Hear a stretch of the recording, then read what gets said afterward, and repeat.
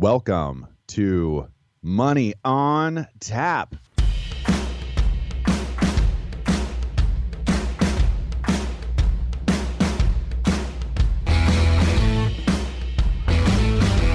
Money on Tap, your personal finance headquarters, where we bring out the professionals' experience and some fun in what we call three-dimensional investing, utilizing insurance, brokerage, and fee-based planning. That's what we do on this show. We look at all sides of the issues, and we bring a fully independent planning perspective to the table. Welcome back. You're listening to Money on Tap. I'm Ben Brayshaw, joined here once again with Dan Mickelon and Seth Krussman. We're all partners and planners in Brayshaw Financial Group, and I'm really happy to have everyone here today because this show is really going to bring us back to a little bit of all of our roots, which I think is really good. Today's title is Return to the Basics. I think something simple enough but clear enough and easy enough for a lot of our listeners really to benefit from in a number of different ways. So I think this is going to be a great show considering all the inflation and the craziness in the world around us. If you find yourself in that position, feel free to give us a call. We're happy to sit down with you and kind of go over your situation, see if we can be of help or provide any general assistance. You can reach us at 855-226-8551. That meeting is free to you, no charge, as we kind of try to see if there's a good fit there. You can also email us at info@yourmoneyontap.com. Love to get to know you. We appreciate you joining us today. Return to basics. I mean, I think from a standpoint of where everybody's at, we have this kind of very sincere mentality of, goodness gracious, this inflation's hitting my pocketbook. How do I save? How do I mitigate cost? How do I advance myself in the market? What's the next step? And that's a concern for all of our clients, investors, people who contact us off the show, people I run into on the street. What do you think, Dan? Well, I think it's important for people, particularly if you have yet to begin investing and saving. I think after the show, you probably have some ideas on how to take that first step. And if you have been saving and investing, but because of inflation and certain factors lately, you've just done less of it, I think there'll also be some pointers here that can help you get back to where you were. Gosh, the whole three-dimensional aspect of what we are talking about consistently with our clients and you here with us today on radio or podcast, however you're with us, it's a huge driver for us when we want to make sure that you're having a successful experience. We take a look at all sides, and part of that, a big part of that is, the foundational elements is where do you start at? Where do you start from? As we build, as we grow, guess what? We circle back and we take a look at what's changed and how are we doing what we're doing in the basics of our life today, because it is so easy to get away from some of the principles that we started with. And so I love it. I love this topic, and I know it's going to add a lot of fire in people's bellies that are out there fighting the good fight in their finances today. Yeah, I think that's well said, Seth. And I think, for another set of our listeners, it's not only that they're not saving anymore, but they're going into debt, just trying to survive and make ends meet. So we're going to kind of cover a portion of that too and try to advance that conversation and help people in that accord. But before we get into that, we have for you our time when we spend a moment talking about current topics is money in the news.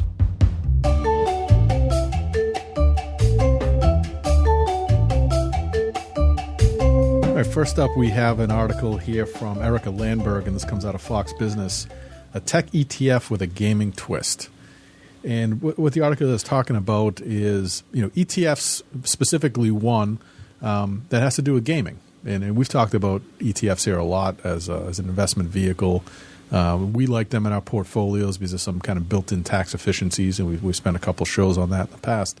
But what really caught my attention with the article was really two things. One is, during the pandemic, living with a teenager, I've seen the consumption of gaming go way up. My kids don't do any gaming, Dan. Well, I got my seven-year-old totally learning Minecraft right now on the Xbox, so pulling my hair out a couple different ways.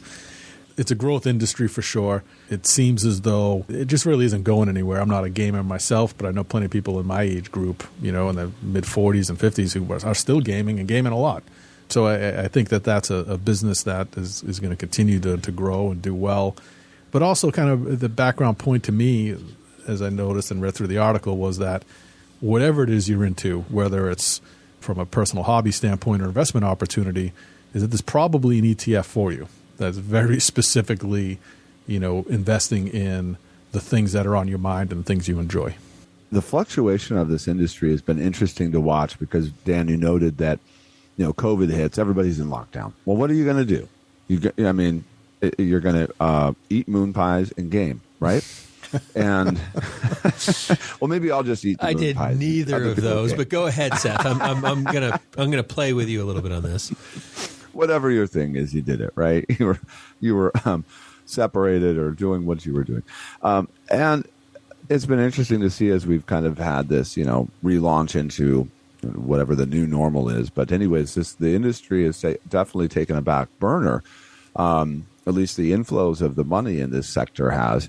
It's not even a sector, folks. It's just a sector of a sector of a sector, basically. It's a little sliver of what's out there. But we've seen a decrease in the number of people that are out there gaming. And for me, I'm grateful to see that happen because I love to see people getting out and living life, doing interacting things. And anyways, if you game, you're like, you hate me already. But anyways, in this new next step forward, yeah, I think it is going to continue to be a sector that, gosh darn it, there it is, that word again, that part of the investments that people want to consider because it is such a high growth opportunity as well when there's an economy that's been, fluctuating the way it has recently with the influence of inflation. People may not be spending that money out there going and, doing the things that we were just, hadn't been doing during the pandemic. So I'm anxious and excited to see what's going to happen in this as well. Yeah, the article does a really good job of explaining the ETF and the idea that, ETFs are the pooled investments, and it talks about that because they're bundles of stocks, so there's lots of different stocks that are in an ETF and they're associated directly with that particular focus on a sector like gaming. But so they might include everything from, Sony and Nintendo and all the different, products out there that you see, but it might even include some of the chip makers. And I think the thing about the ETF space that's really strong is that, they can move in and out of different companies and stocks without creating a taxable event for people in their, just regular investment programs, but you can get into it. The concept of this, the article just makes a really good awareness that, hey, gaming is something you can buy into and be very intentional about that purchase. But it also makes a good point that it's any sector. If it's gold or it's if you're into farming, there's ETFs for everything. So I think that's really what's great about this. And I really didn't spend any time. I don't think I even played a game during COVID. But I don't think I have since Tecmo Bowl. Yeah, movies, so it's I'm still reeling from my duck hunt days, and how well I was a champion duck hunt shoot from behind the back kind of scenario. So we don't have to talk about that Tiger Woods golf story though. Yeah. That was the last. I had time an Atari first, so that dates me a little bit differently. So, anyways, hey, next up we have an article here by Daniel Newman. And this is from MarketWatch, which is good. But the title of the article is Opinion. The FANGs have been whittled down to the Fantastic Four. And I think this is really interesting because it talks about all the different versions of FANG stocks. And if you've watched that, Facebook, Apple, Amazon, Google, Netflix, Shopify, like they kept adding letters to it to spell some horrendous word. But it's been interesting and something we've been watching very closely because we do a lot of, blue chip kind of value and growth investing, and it's part of our everyday conversation. Watching some of these big stocks really tumble this year, and which stocks haven't, and I think it does a really good conversation in that. But out of the FANG stocks, it starts idolizing, and I think that's the right word to put based on how the article is written, but it starts idolizing Amazon, Microsoft, Apple, and Google, or Alphabet as people call it, as kind of the four runners here that have mitigated a lot of the loss issues. Yeah, and it breaks down each one of them that have kind of held water through this or not suffered as much anyway. And one of the recurring themes that seems to support some of the kind of the leaders here is that this advertising revenue continues to grow and maintain.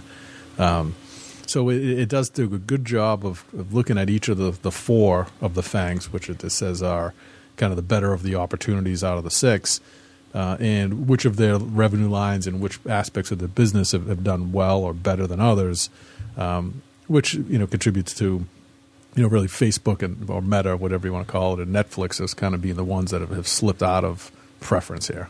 Yeah, the consolidation. It's what happens, folks, and we've been watching this sector just go on an unbelievable run. There it is, sector. It's the 6 out of them that have really pushed. We've had so many conversations around the S&P, how the S&P is making a run, and how it's weighted in these stocks so heavily. And it is interesting to see how some of them they do fall out of favor. Could you have called the Meta collapse or Netflix collapse or any of those coming down the pipe? I don't know. And will they return in some fabulous fashion here in the near term? I don't know. This is going to be interesting to watch happen as it does unfold. And I was curious as well around the Amazon piece there, where they some of the profits were hampered by the Rivian investment, and I am excited to see what happens with that part of the Amazon quiver as well of their investments. Yeah, that's interesting. I mean, it's. I actually had a client who wanted to buy put options on Netflix about a year ago, and I was just like, I don't disagree. Like I didn't disagree with the concept of it, but you just don't bet against big companies. I mean, you just don't do it. It's just too risky. You bet. The desire to be capitalistic and to make money is something that's huge. I just think that betting down on that. But you know what? He would have been totally 100% right. But honestly, the time period they wanted to do it, he probably wouldn't have hit the numbers on time. But options are options. But that's. You're right, Seth. You're right. Do you want to take the next one? Yeah, you bet. So here come the discounts, folks. There's some good news out there in the news. And what do we mean by that? Well, Walmart, Best Buy, Gap, Target, they are going to be slashing some of their, and oops, I almost forgot a couple of their discount stores like TJ Maxx and Burlington Coat Factory as well.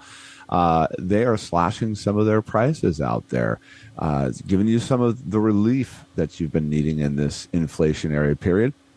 Thank you, Nathaniel Meyerson, for bringing us this article and some of the great news coming down the pipe, so that shoppers in time for the holidays might be able to hop on board and find some discounts out there at these stores. Yeah, it's interesting that all these companies have, stocked up because of the shortages, and we're purchasing, and supply starts catching up a little bit, and then demand drops.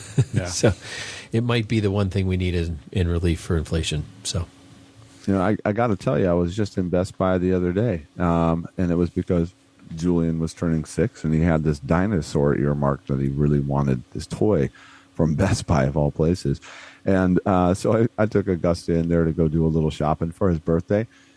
Good luck finding a dinosaur on that shelf, because they were like really, really low on their inventory. And so anyways, that was one of the places where, I don't know, supply chain or whatever, they did not stock up. They didn't stock up on dinosaurs. Poor Julian. Yeah, what it does say, there's a couple things, particularly amongst these retailers, that because of the reaction to the supply chain crunch, it seems like they've clearly overstocked on, and it's clothing, furniture, and electronics. So if you're in the market for any of those things, keep an eye on some of these major retailers and some of the discount outlets that seem to, be the beneficiaries of this oversupply, because it looks like there's some good deals coming. Yeah, absolutely. Well, that's going to do it for us in Money in the News, and we are going to be right back. We're going to talk about return to the basics and really bringing this all into play. And I think this last article does a real good conversation about thinking about where deals and affordability is going to come into play when you do need things. You can reach us at 855-226-8551, or you can email us at info@yourmoneyontap.com. Don't go anywhere. We're going to be right back with what you need to do next.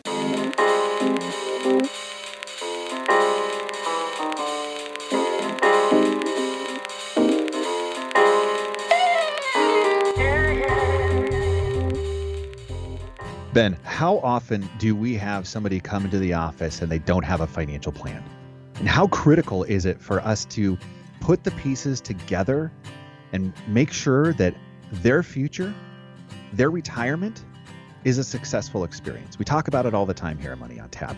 If that's you, give us a call at 855-226-8551 or info@yourmoneyontap.com.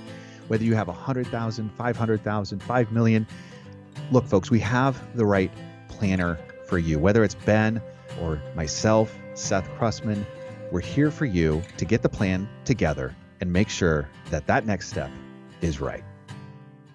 You can reach us at 855-226-8551 or email us at info@yourmoneyontap.com.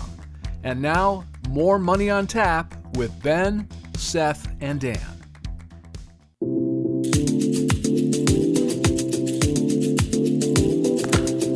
Welcome back. You're listening to Money on Tap. I'm Ben Brayshaw, joined here with Dan Michelon and Seth Krussman. And as we enter the second half of our show, today we're talking about the return to basics, the idea that, there's so much chaos, inflation, paying the bills, potentially running into debt. How do I still remain invested? Where do I invest? How do I keep up with that inflation in the investment space? There's just a lot of questions, we have all received from clients and people. Am I doing enough? And what are the things I should be looking at? So, our idea today on this return to basics is to kind of cover a lot of different broad topics and really dig into, where we are as a country, where we are as, each individual and what we're doing personally, and then obviously where to look to invest. And we're going to talk about that as we move forward.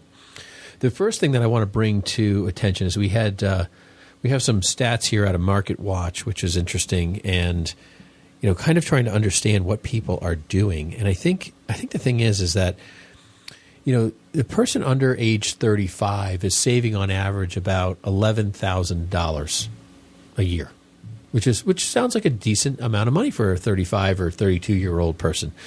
The thing is, though, is that even though that average is I think pretty darn good, and this is outside of retirement too, by the way. So and this is actually the savings balance, not per year. That's what they have in total. Oh yeah, sorry, yeah, that's my bad.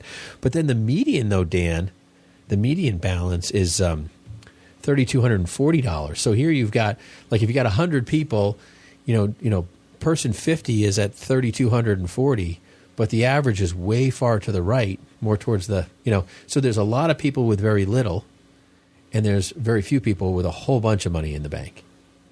Yeah, I mean, in the article here, it references, in fact, that as of January of 22, 56% of Americans would be unable to address from their savings account an unexpected $1,000 bill, just the $1,000. 56% of Americans, and I think they, I'm referencing back to a show, and I can't even quote the article or anything, but I do remember we were talking about at one point that because of COVID and all the things going on, people had saved more than they had ever saved before in their life. I mean, we're just like, the savings numbers are way up. Yeah, with the stimulus money, it was going out and people had nothing to buy because of the supply chain issues, right? So a lot of that money was just getting tucked into savings accounts, and some of that fed into the market in that whole, Reddit speculative stock period that we went through.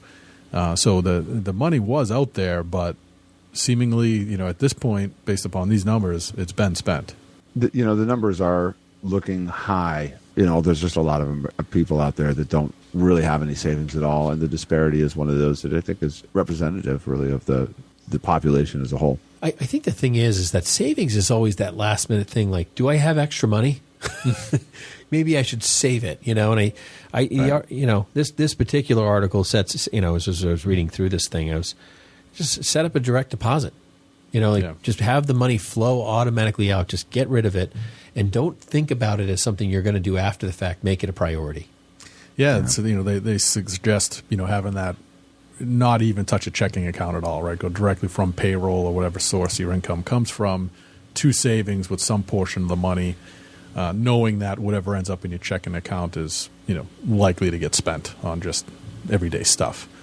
So if you've got a mind towards savings, The best thing you can do is do it systematically, do it automatically, and do your best to forget it ever happened, essentially. Just let it build up in that account. We just talked about the numbers for under 35s, but as you might suspect, as you go through the age ranges, the numbers go up a little bit, the savings accounts look a little bit better. Looking at the 55 to 64-year-old age range, which is when you really, got to be retirement planning or like you're done paying for college. Yep. Now I'm putting every penny away I possibly can to catch up with the money I didn't do. And still at that point, the median number is $6,400 with an average of $57,800. I mean, to have that level of disparity, it's so much that gap is even bigger, that it's a very, very few number of people that are putting large sums away. Another thing we had done about the number of people who had under $100,000 in preparation for retirement and hoping to retire within a 5-year period. And that, I think back about that number, I know there's people that are listening that are hearing that and so forth.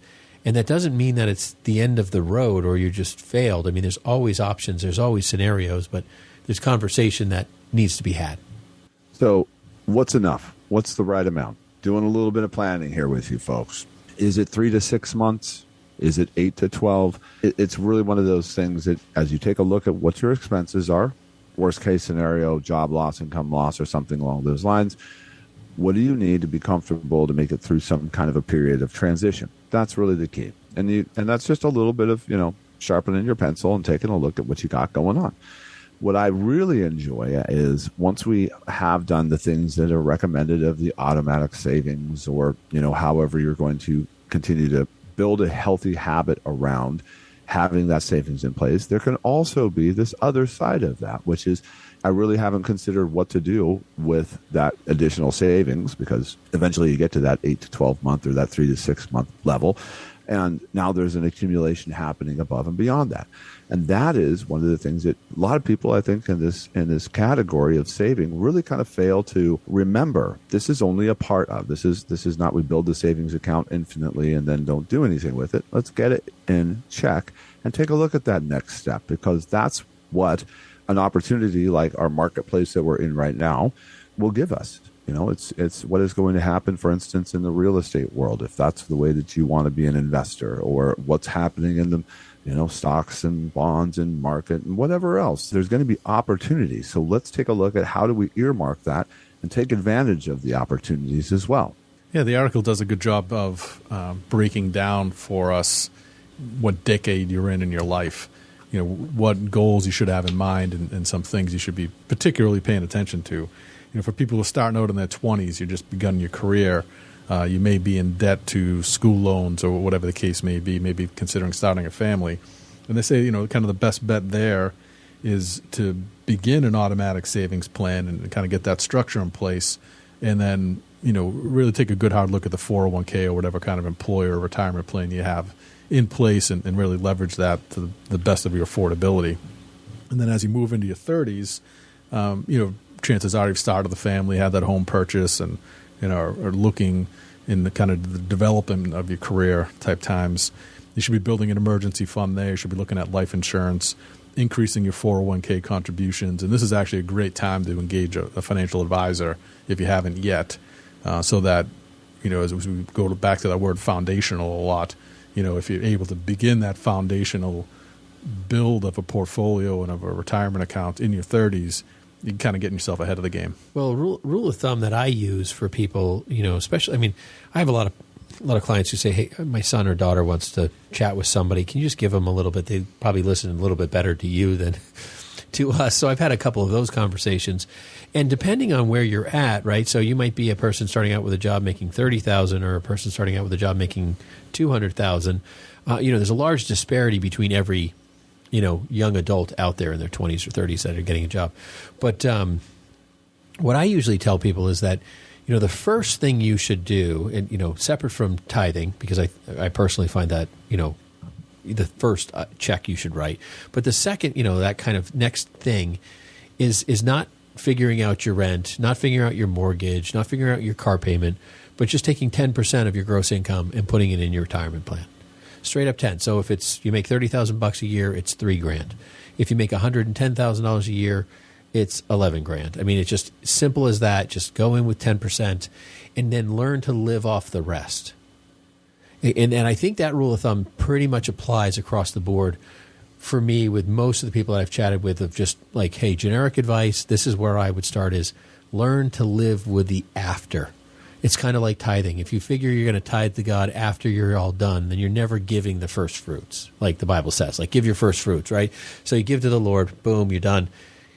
Give to yourself, and then take care of everything else. And if you learn to live that way, it doesn't become a burden. And I think that goes back to that point, of like just doing the draft. Yeah, and have a strategy. Going open-minded. Don't be more of the mindset or fall into the habit of, well, after I've paid all the bills and done everything I wanted to do this month, what's left now? And try and, make that meet your commitments, whether it's to the Lord or to your retirement account. You're going to come up short more often than not going that route. Absolutely agreed. So, as we were kind of digging through this and going into the next piece here, people are always asking, how do we save money? And so Warren Buffett had a number of items that we had researched, and I have a few to add myself. But, one of the things that he has is that he pays cash 98% of the time, which I think is interesting. He doesn't object. He rarely takes out loans except for mortgages and homes, but everything else he's pretty much all cash. It's a great way to do it if you can, and having a $100 billion net worth makes that a little easier to do. Well, he's still eating McDonald's every day. Yeah, and that's in his plan here as well. I think particularly in an environment like today with rising interest rates, the message there is clear, and it's a good one. Stay out of debt. Don't be on the credit card chain where you're owing 20% for every purchase you make in interest. It's just unsustainable to go that route. One of my favorite ones is, I know I've mentioned it on other shows as well, is just he's such a creature of habit. Like every morning he lives like 5 minutes from his office, and he drives through the McDonald's drive-through, and he's got 3 different sandwiches that he'll choose from and a coffee, and it's like $3.17. At least that's the last time. A couple of years ago that we checked. It's probably like $5 now with inflation. But anyways, but he keeps these things in perspective. He just doesn't spend a lot on meals. And I don't look at Warren Buffett and say, well, he's just so strict on his budget that he isn't living his life in a way that is free. I mean, he's not limiting himself necessarily. He's just doing something that makes sense. And limiting the costs of the meals is one of the ways that you can really affect the bottom dollar in your budget, especially if you're looking to try to save more money. And it's a great example of somebody that doesn't necessarily have to. I love it. I love it that that's just one of the basics of what we can always take a look at, cost cutting in our budget. I think, and one of the things that I think from a meal standpoint, because food is a very expensive item, and with inflation has really hit the pocket home. And a lot of people, just cutting out eating out is a huge, that's an enormous expense. Like just eating out is expensive. But, people have date nights, and, I've chatted about people just going out to coffee and making their date night less complex financially. Go to a Starbucks or a Dunkin' Donuts or whatever. But if you are going out for dinner, just the cost of, and there's nothing wrong with going out to a restaurant where they have a waiter or a waitress. But if you don't do that, you're saving yourself 15, 20% on an increase in a cost. So, going out to a simple restaurant, and there's a lot of them out there that are just really nice. My wife and I, we do a lot of that where you just go to, let's go to so-and-so. We can just sit down and order, no big deal. We don't feel obligated to, how much do we tip and what is that number? We just pay at the counter and we go sit and have a conversation and talk. Those are kind of the enjoyable things. And it could be something as simple as a Five Guys, or, we sometimes go to a barbecue, restaurant place. It's got some neat atmosphere. But when you're adding 15 or 20% to any food cost automatically just because someone's going to bring it to your table, if you could do without, that's a big savings for a compromise too. Yeah, and I've even started to notice, and for whatever reason, this kind of irked me, but, a lot of the places with the counter where you're just paying and going, now they pop up, how much of a tip would you like to add on? 10%, 15%, 20%, no tip. Yeah. And I just feel like a jerk with the no tip thing. So everybody's getting 10% for me standing in line, essentially, just because it's there and it's been presented to you. So, they're still finding a way to get in your pocket a little bit. Yeah. just yesterday I was in that same situation, and they didn't do that. And I was like, well, flip the screen around and offer a tip amount or a sign here. It's just like the transaction went A to B, done. I was like, what happened? We're not going to tip this guy. And well, this one I should have got a tip, Yeah. So well, go ahead. Last thing that I had here was just he doesn't really drive super high-end cars. You know, you never see Warren driving around in a Lamborghini. Although I'd love to see that. I'd love to get that picture. That would be a good picture. That's a visual, yeah. Yeah, you know, cars are, you know, they're a depreciating asset. You know, some people like cars, some people don't. I do like vehicles. I'm definitely an avid vehicle fan.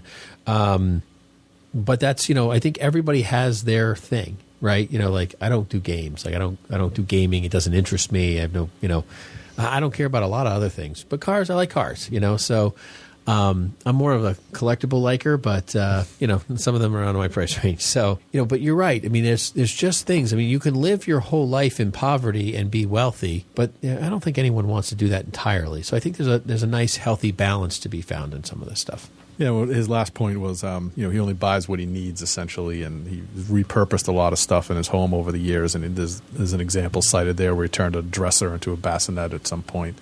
And that's something that, you know, I think is a great idea, and you know, certainly cuts down on waste and can save you some money. But you know, that's a concept I grew up with. If you know, whatever it is in the house, you can find a way to use it again once you thought you were done with it. You know, you can save yourself $1, but you can also crowd your basement and your attic pretty quickly with that. If you're reading between the lines, Dan is definitely my mellow partner on the spending side. a little bit of a counterweight. Yeah.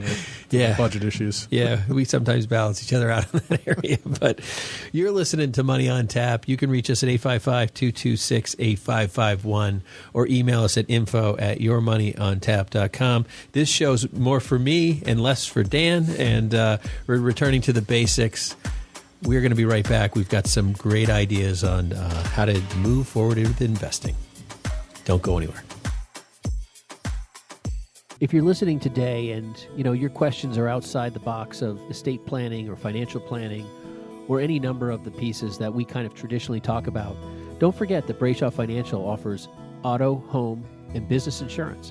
And we have an entire department that handles all of that for you. Give us a call at 855-226-8551 and be happy to take care of those needs for you. Or email us at info@yourmoneyontap.com. We appreciate you listening to Money on Tap with Ben, Seth, and Dan. You can contact us at 855-226-8551 or email us at info@yourmoneyontap.com. And now, more of this week's program.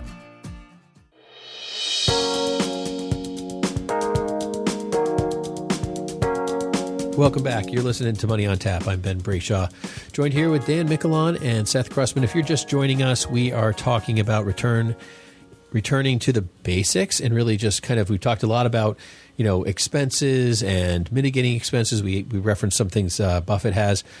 We talked about Dan being my counterweight in the spending world, which is always helpful. He's probably the counterweight for Seth and I. So Dan's a large counterweight in that space, and we appreciate that about Dan sometimes. And but, you know, there's other ways to save. I really appreciate Buffett's kind of like general ABC scenario, but there's a lot of things that I really think are significantly higher on the list for the everyday today 35 to 65-year-old person who's looking at retirement, who has just been, honestly, I think, smacked by the recurring subscription fees. I mean, I don't know about you guys, but everybody wants $10 a month. Yeah. And you start going through, I look at my iPhone and I'm looking at, okay, we got a subscription here and here. And you know, every once in a while I go in there and I'm like, cancel, cancel, cancel. We don't need these things. I even limited my Netflix subscription to like only 2 users at a time. So I get phone calls like, Dad, are you on Netflix? Mom, are you know, like, who's watching Netflix? I'm like, well, we can all watch. That's a great way to stay in touch with your kids, too. Yeah. Side note. But I'm like, hey, we could all watch a movie together.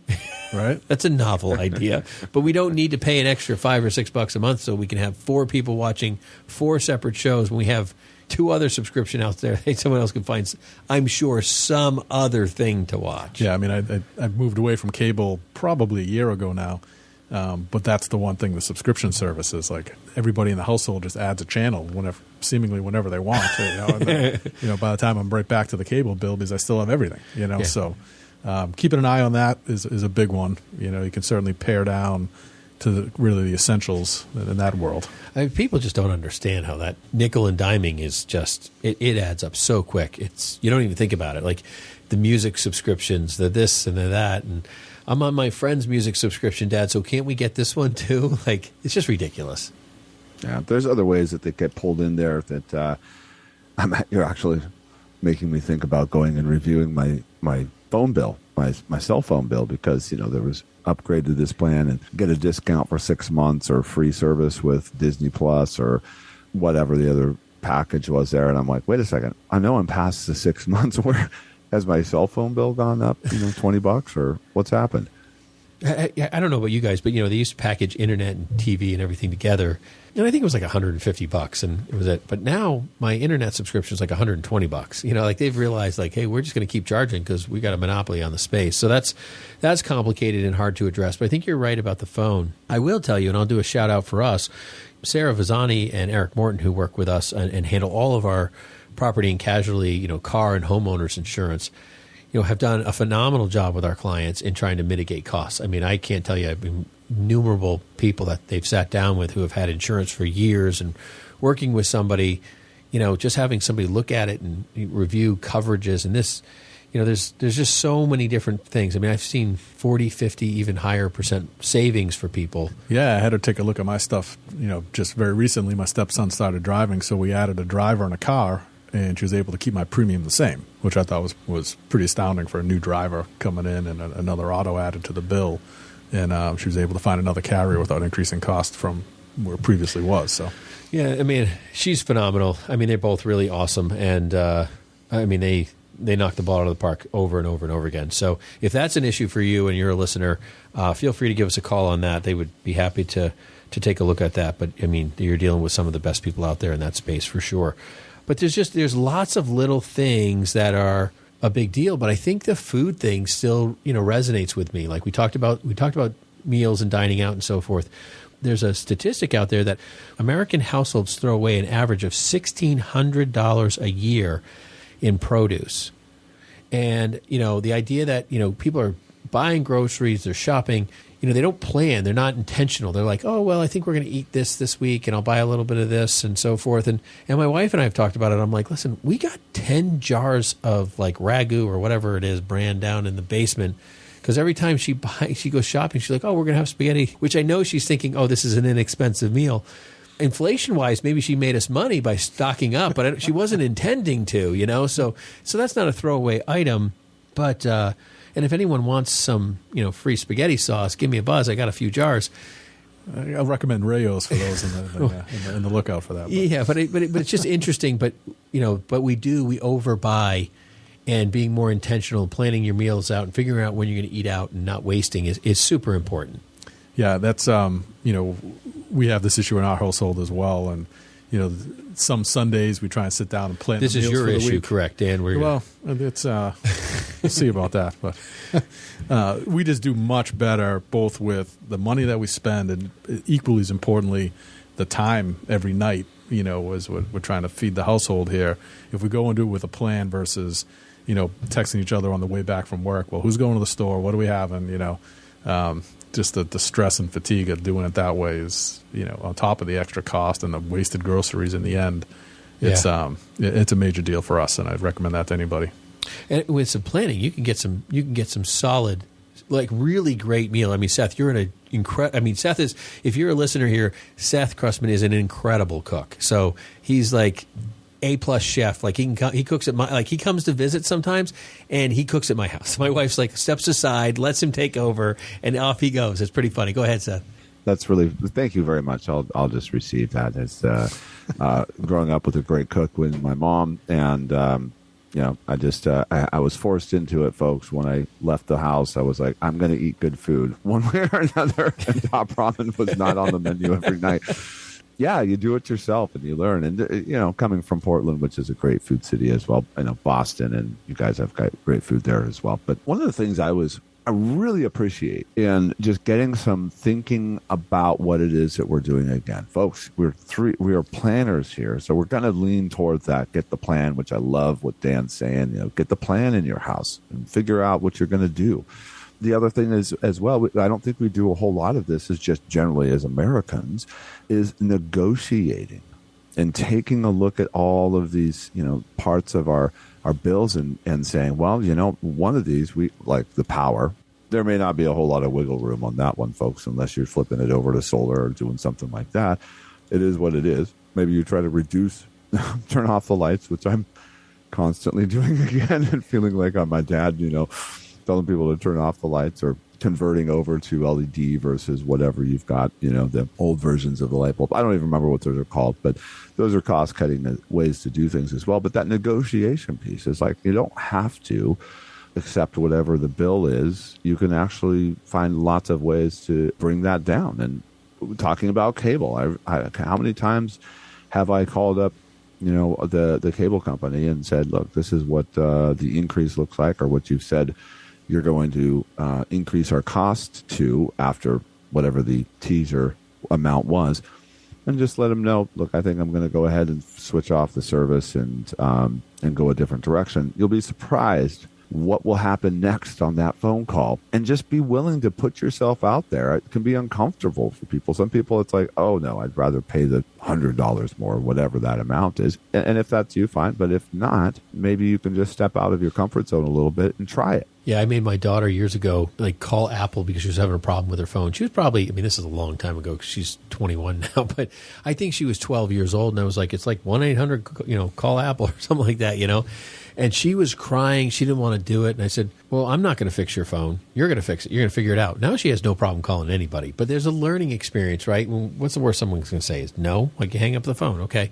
And I think you're right, Seth. Putting yourself out there is important. And negotiation is definitely on the table. I can't tell you how many open box items. I was actually at Best Buy the other day, Seth, just like you were, looking for a kind of a secondary TV because I had a TV Go. I said to the guy, I said, listen, I'm just looking for something reasonable, not much, this, that, and the other thing. You got any open boxes? Next thing you know, I'm walking out with a really decent TV. Works great, decent quality. I paid half as much as I would have. The price they had marked on it, they took another 20% off of it. So listen, just ask. There's nothing wrong with that. You just got me thinking about, I did the same thing at Costco. We've got some big trees behind our house and get a lot of debris and that kind of stuff falling in. And it's not that fun when you're trying to sit outside and you've got these little fir cones popping off the trees into your food or your drink. So we needed some kind of a cover, and they had one of those, it's kind of a pop-up awning that Costco had. I was so excited to be able to walk out of there with this thing. Now, it was already set up, right? So the next part of that was trying to figure out how to get that in the back of the car. So that was another level, folks. So, we talked a lot about cost cutting, but, the next piece is to increase your income. A lot of people have had, and we've talked a lot about different ways to increase income, but a lot of people say, well, I'm already working. How do I do that? Well, I would say there's about 3 or 4 things that you can do. One is pretty much every boss knows that we have an inflationary event. And if you're a hard worker, you show up on time, you have all these different things, approaching your employer saying, hey, listen, I really need an increase in pay. That's a tough conversation to have, but it's an understandable one. And this is where, honestly, as an employer, this is where integrity comes into play. I'm much more likely to provide anyone in my staff who's, committed and, on time and driving this stuff. I'm willing to pay more for that because I know there's a cost to life and an expense. Yeah, and there's a number of different, do-it-from-home side jobs that have developed, through the pandemic. Whether you have a hobby that you'd be able to turn into revenue in some form or fashion. People have used things like Facebook Marketplace to sell stuff from their house that they're no longer using. Get rid of the stuff you don't need. Yeah, you'd be shocked what kind of market there is for, and this is just from personal experience, but secondhand toys, like these collectible old Jurassic Park and Star Wars. That's the rage at my house. And, you go into Target and try and buy that stuff, and you'd be shocked. But there's a massive secondary marketplace for this kind of stuff out there. And, so there may be some things that are lying around the house just underused or not used at all that might be worth something to somebody. So my baseball card collection is probably worth something now. I mean, it's old. Yeah. It's not, Ben. It's old. It's old. I've got the 17-year-old researching all of this stuff as well, and because there's a lot of old baseball, football, a lot of these cards and some unopened boxes of 87 Donruss and that kind of fun stuff to take a look at. But there's a lot of Dan doesn't know anything about cards. Oh no. You get all your Barry Bonds rookie cards in that box there. What's that worth?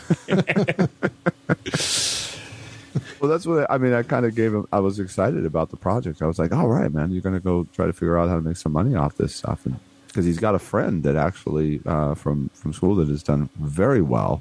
Like, I was astounded to hear how much money this 16-year-old is making off of, finding these cards and reselling these cards a lot of the time.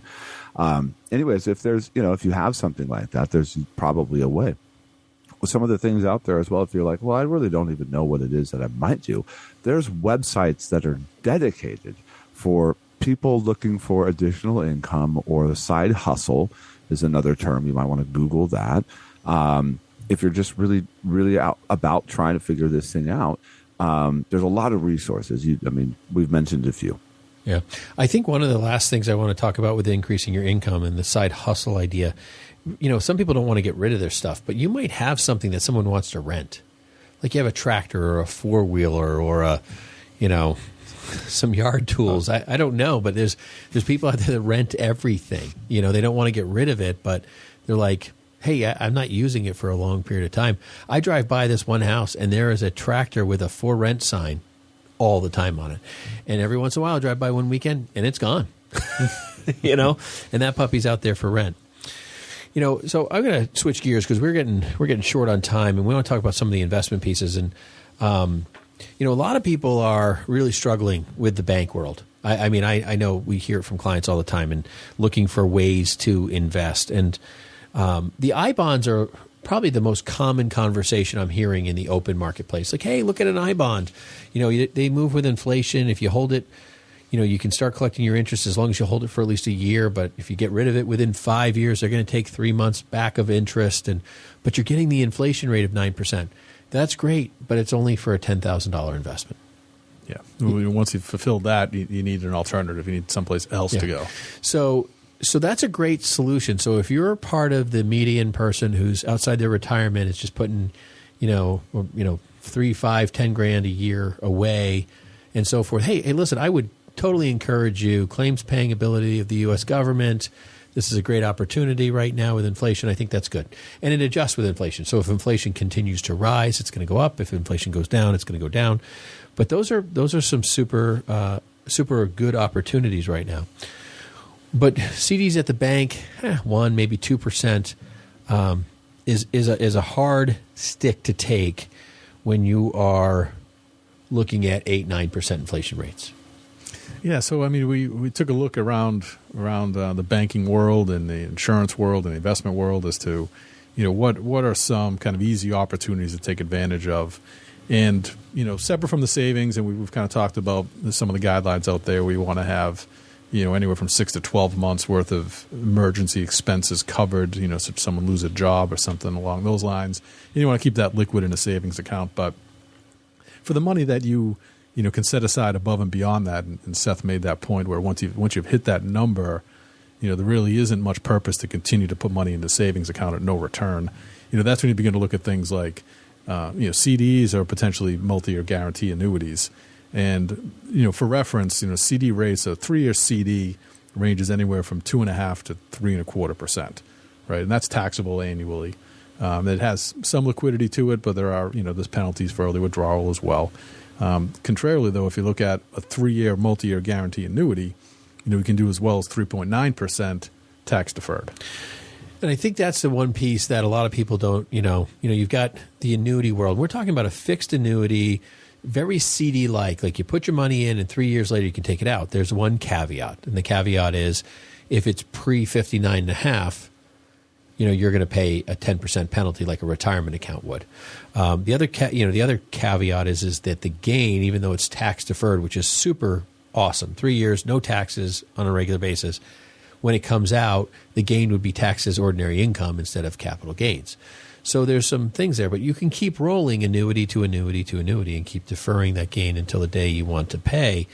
But I think when you're looking at a 2.5 to 3.25, 3.5% CD rate versus almost a 4% annuity rate, that's a significant diversion between the two. I mean, enough that, hey, listen, tax deferral on top of it is an additional add-on to that return. But what I would tell you, and I would be buyer beware, annuity rates, they're higher, but the risk on a bank rate that's higher than another bank rate is the fact of their deposits. We've talked about this in the past. Like, banks offer higher rates because they need more money internally to offset their loan ratios. And that creates an overnight lending fee that's very, very expensive for them. And so they'll offer higher rates because that's still cheaper than that. Now, banks go out of business every year. There's banks that always go out of business. So you don't want to be caught in that, but buyer beware if you see a rate at a bank that's really too good to be true. There's potential risk inside that. So you want to make sure your FDIC coverage is in place and so forth. Inversely, like the 5-year, I mean, this is really phenomenal. I look at the 5-year, Dan, and I'm saying to myself, a 5-year fixed annuity, no risk, over 4.5%. Tax deferred. Tax deferred. I mean, that is phenomenal. So if you're looking at a CD for 5 years, you're probably looking at close to maybe only 60% of that return, this is phenomenal. And I think these are good rates to consider. Yeah, and there's alternatives beyond that as well. If you're in a position of being able to take a little bit of risk, not in your principal, but a risk in terms of what it is that you're earning, there are index annuities, right, that are guaranteed and fixed and associated with a major market index that offer even more upside. A 3-year index annuity that we have here on the shelf has an S&P cap on it at 6.25%. So that's a 3-year option where you can be in and out in 3 years, and with the ability to participate in the index performance up to an annual cap of 6.25%, which is basically 3 times the average CD rate.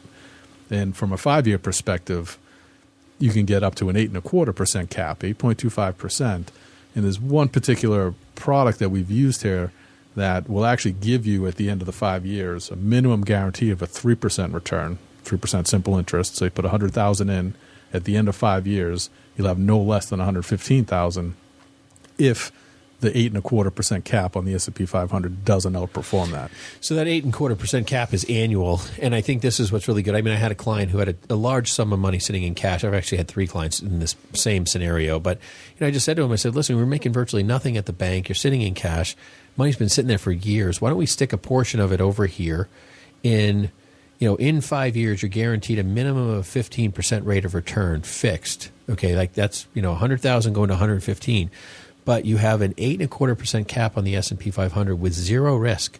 So that, it's pretty phenomenal to think through that in the idea that every year, if the S&P is doing anything north of 0, you're getting credited that percentage rate up to 8.25. I mean, for somebody who's really saying I need a cash asset, that's pretty phenomenal. Now, there is some liquidity options to this too, which makes it pretty interesting as well. And there's a waiver to waive any returns that you've had to get out early and so forth. And there's more details to that. But this is the thing, folks. Keep the money moving forward. If you just have it installed, I mean, even if you don't like the fixed annuity option or the index annuity option, at least go to a CD. I'd rather see you make 2%. That's still 2% less of the 8% inflation you have to catch up on. If we can get 4 or 5 or 6, I mean, we can make an annuity work for you in a way that helps that money combat inflation. That's where we need to focus, and that's the most important thing. I got to just come back to the three-dimensional investing piece here, folks. That's what we're talking about, and continue to bring it back into this, this back to basics conversation, the saving, the planning, the different ways that you can layer your investments, and the different ways that you can increase your savings rate or, kind of recommit to having an established savings plan as part of your plan, and how significant that really is. So there you have it. Back to basics. a lot of fun here today. And if you are a part of the fold here at Brayshaw Financial Group, it is wonderful to spend time with you. If you're a first-time listener, if you're coming back, feel free to reach out at 855-226-8551 or info@yourmoneyontap.com and really experience what it is to be a part of three-dimensional investing and complete wealth management here with us at Money on Tap and Brayshaw Financial Group. Make it a wonderful week, folks.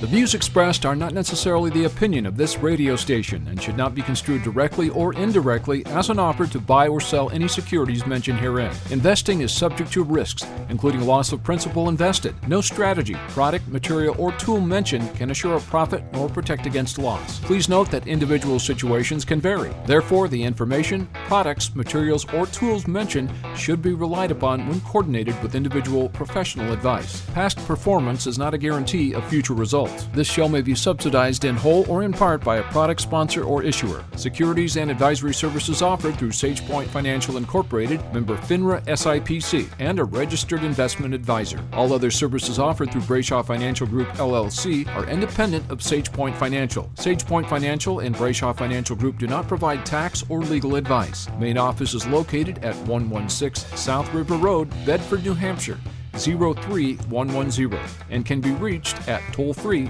855-226-8551. Well, bye.